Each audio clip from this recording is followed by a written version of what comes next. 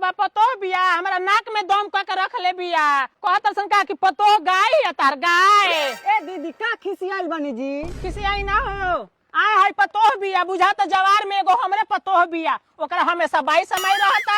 ए दीदी हम रउआ पतो के कहीं कि अपने पतो के कहीं मारा भी हो गनी तब जा कोई नहीं रउआ लगे कि शिकायत करी हम अपने पतो की। लेकिन हमरा पतो के बाद केहू के पतो होई बताओ ऐसन पतो होले सबेर खानी खाना बनावे के रहता बर्तन धोवे के रहता तो बुखार लग जाता। ए दीदी तब तो हमरे पतो ही ठीक बिया बर्तन उर्तन ना मजेले सब हम ही मजेनी का जाने कौने खपड़ा में से कुल हमनी के गांव पतो बन के आइल बाड़ी स का कही हो हेसन पतो होला एकरा काम के बेर एकरा बाई समा जाता बुखार लग जाता बीपी हाई हो जाता आ जब खाना बनावा ना देता नहीं भर चिकम चाड़ के खा लेतिया पलंग ध के कोहरे लगतिया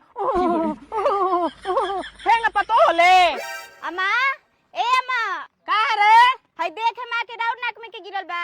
रुको हो देख ली नकिया में के ना तो भतर काटी उह चोरा ली जा खेलवाड़ फराम ठखियावेले चल रुको नकिया में के लेके आई। हां जा केने बारे और बात है मार खा बिया रे छोड़बे कि ना रे छोड़ी अम्मा दिया जे तोरा तो छोड़े ना। भागिए दीदी भागी।